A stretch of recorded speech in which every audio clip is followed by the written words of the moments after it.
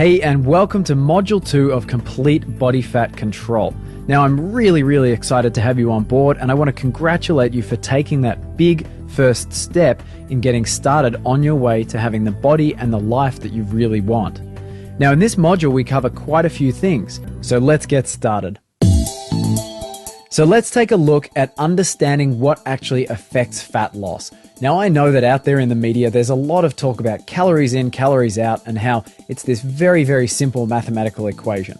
Well, unfortunately, this is one of those areas where the media likes to oversimplify things, and in actual fact, there's quite a lot of other factors that you really need to know about so that you can understand what's going to affect your fat loss, and also so you can be aware if there's any lifestyle factors that may indeed slow down your fat loss or actually hold you back from losing fat that you want to lose. So let's start with food types. Now, as we know already, food is made up of protein, carbohydrates, and fats. And sometimes there's also fiber, which is a kind of carbohydrate that we can't digest. Now, all foods generally have a combination of these, and indeed, if you eat a complete meal, you'll be getting a combination of protein, carbs, and fats. So what we want to look at is how each one of these and how combining these can actually affect fat loss and fat gain. Now, as we know, carbohydrates is what contributes to insulin in our bloodstream. And for that reason, we want to limit the carbohydrates that we're eating. But we do get a lot of energy from carbohydrates, and so it's necessary to have some. And that's why eating fiber in a meal really helps things, because we can eat carbohydrates that are high in fiber, and that way we can get the energy we need, but avoid the blood sugar spikes that mean that we produce more insulin and therefore store more fat. Now, there's another aspect of foods and meals, and that's GI, and that stands for glycemic index. Now, this aspect is a measurement of how certain foods affect our blood sugar levels. And indeed, there's a huge index that you can find online by easily Googling GI of foods, and you'll find lists and lists of foods with a certain number. Now, that GI scale, they use the number 100 to indicate the impact on blood sugar of white bread. And then the lower you go, the less impact on blood sugar, and the higher it goes, and it does go over 100, the higher the impact on blood sugar. Now, it's worth knowing that eating a complete meal can actually reduce the GI of certain foods. And so by eating protein and fat along with carbohydrates, and that's carbohydrates that are high in fiber, then in actual fact, the GI, or the glycemic load, which is the GL of that meal, can be reduced so we can avoid those blood sugar spikes. So that's why food types and the kinds of nutrients that are in foods are very important to know about.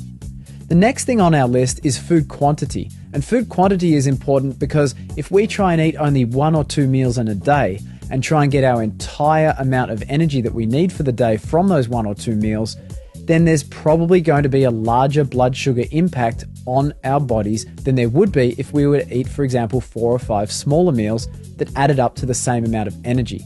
And so it's worth considering that as well, and that's why we eat around a template of meals that includes 4 meals per day around 4 hours apart. So that brings us to the time of meals and the timing of meals. And by doing this 4 hours apart, 4 times per day, we can maintain much more even blood sugar and avoid those spikes that release insulin into our body. Now, when we're eating like this and we're looking at being healthy and we're looking at having a really great body that feels fantastic, we also want to consider our water consumption. Now, being dehydrated can actually slow down fat loss, or it can actually stop it. Water is so important to the body that we really want to make sure we're getting 8 to 10 glasses per day. And when I say 8 to 10 glasses, I'm thinking pretty big glasses. Now, if you drink tea or coffee, I'd like you to add an extra glass for every cup of tea or coffee you drink. And that's just because they tend to take a little bit of water out of your body, so you want to replace that. The next thing on our list of things that can affect fat loss is consistent eating. And by eating consistently, we can actually avoid hunger. And by avoiding hunger, it makes choosing good foods much easier to do. So if we follow a consistent eating pattern by eating 4 meals 4 times a day, then generally speaking, we shouldn't feel hungry in between. And what this means is that we can end up depending on this reliable meal schedule. And it means that we can actually use this into the future to really help us get the results that we want. Now, the next thing on the list is sleep, and sleep is a difficult topic for some people. Now, I know that with a busy routine, sleep is one of the easiest things to adjust and maybe shortcut a little on. But it's important to know that if you're not able to get 7.5 to 9 hours of sleep per night, every night, that you really need to be aware that your fat loss could be slower than it might otherwise be. And if you continue with a schedule where you're perhaps only getting 5 to 6 hours of sleep per night, indeed, this can totally stop fat loss and mean that you hold on to stubborn fat that you'd rather lose. The other key to sleep is trying to have the same bedtime if possible. And some people actually suggest using your alarm clock to let you know when to go to bed rather than when you should be waking up. Even if you don't do this though, if you can keep a similar bedtime every night, it's very, very healthy for your body because your body likes to be able to depend on regular rest, and it likes to know that that rest comes at the same time each day. The next thing we want to think about is our activity level at work. And I think for a lot of people, and perhaps for you, you may work a job where you're not that active. Now, if you tend to sit around most of the day, you might be thinking that your job is actually making you fat, or that it's stopping you from losing weight. And I actually used to think this way as well.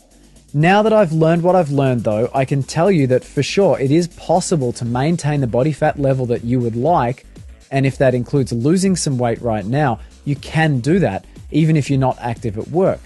But if you're not active at work, you really need to think about how you can include small amounts of activity during your week so that you can actually use up some of the energy that's stored in your muscles. As we learned in Module 1, if you use up some of that energy that's stored in your muscles, then some of the excess glucose from your meals can be stored again in those muscles rather than being stored in fat.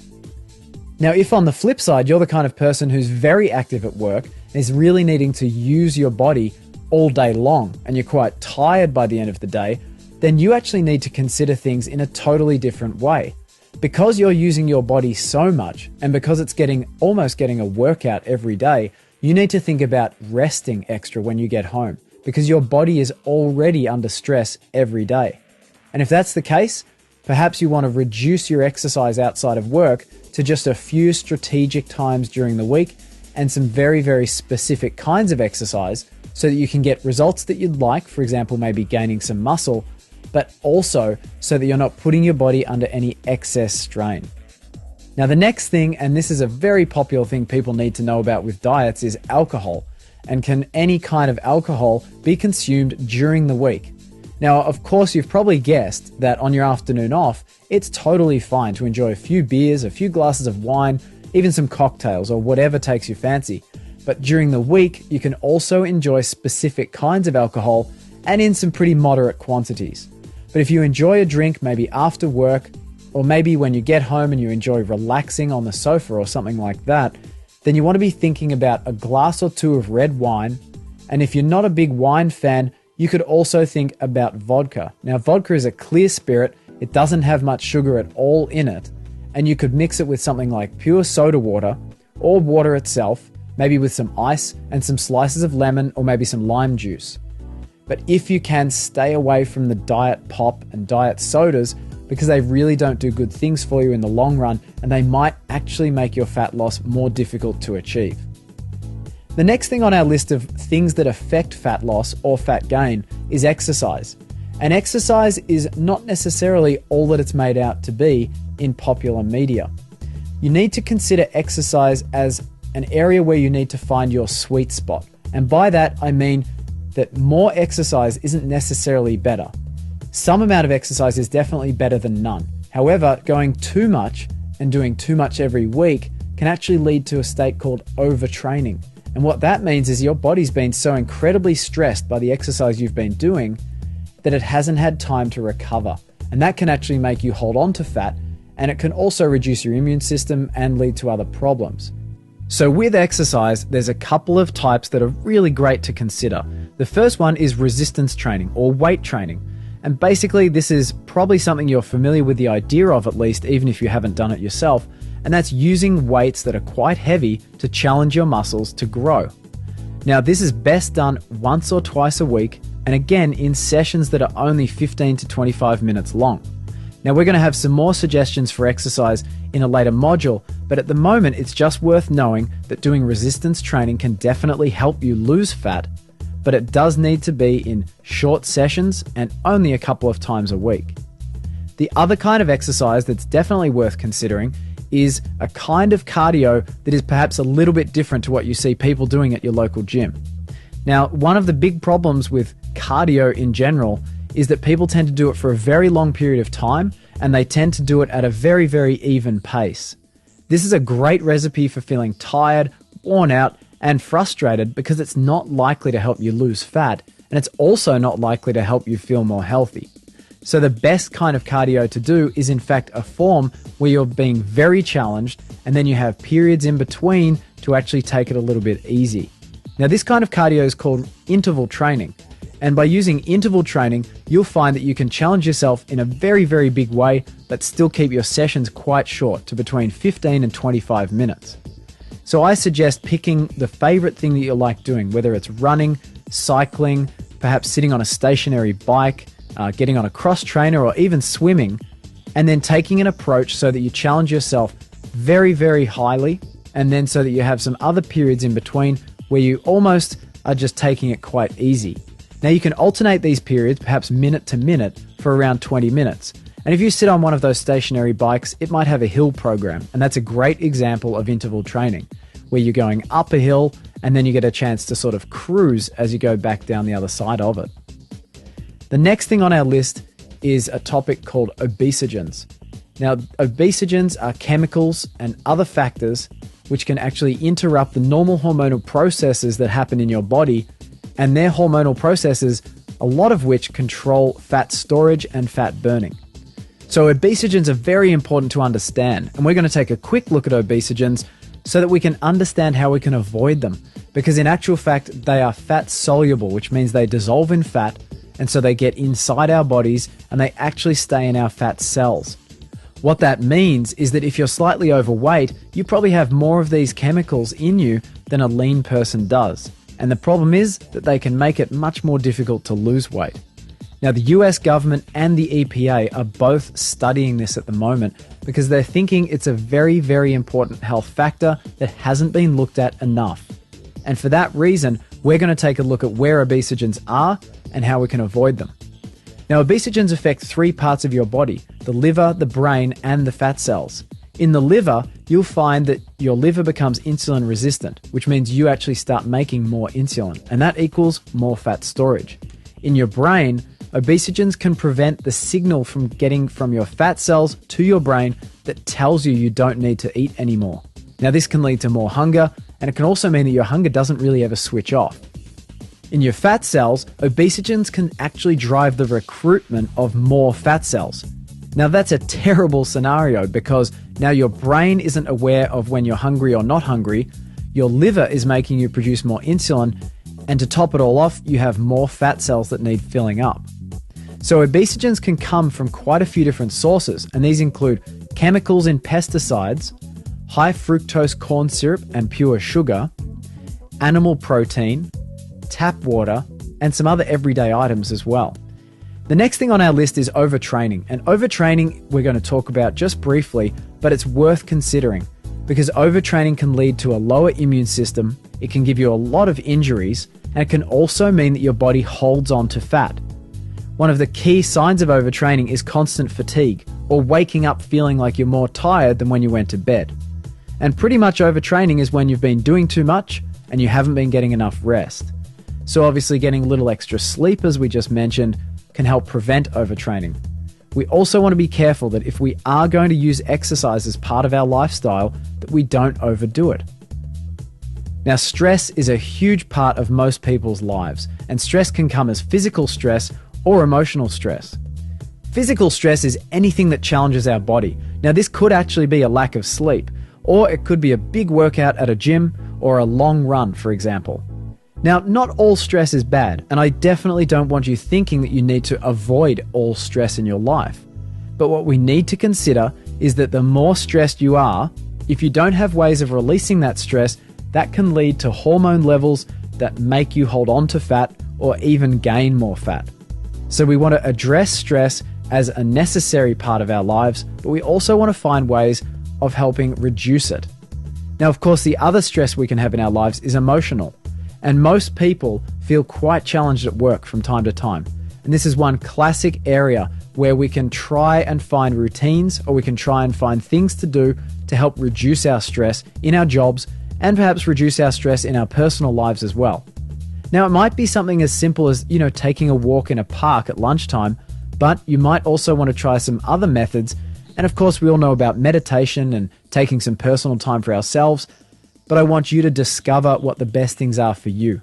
And that's why we have relaxation on our list, because the more relaxed you can feel and the more peaceful you can feel, the less likely you are to have chronically elevated stress hormones. And that's a really healthy thing for your body. Next on our list of things that can affect fat loss is time. And time sometimes isn't given enough credit. But sometimes we just can't control our body, or we can't make it do things that we want it to do as quickly as we would like. And for that reason, sometimes 2 weeks isn't long enough. Sometimes a month isn't long enough. And it's worth considering that if the goals that we have are quite large, or they're quite different from where we are right now, that it may take a few months or even more than that to actually achieve what we want to achieve. But that's perfectly fine and understandable. The key for us to focus on is that we're making progress towards a goal that's important to us. Next on our list is friends, family, and colleagues. And we mentioned this earlier, but we do want to realize that sometimes friends, family, and colleagues can feel quite uncomfortable if you start making really great positive changes in your life. Now, I don't want to go on and on about this because generally speaking, these people tend to be really supportive and really happy for the changes that we make in our lives.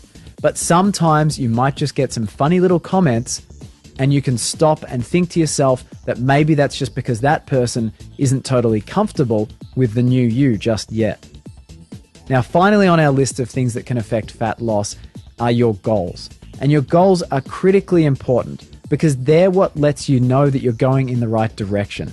Now, it's not a matter of achieving them as fast as you possibly can, but it's about knowing that you're on track to achieve them and knowing that you're going to really, really appreciate it when you have actually achieved those goals.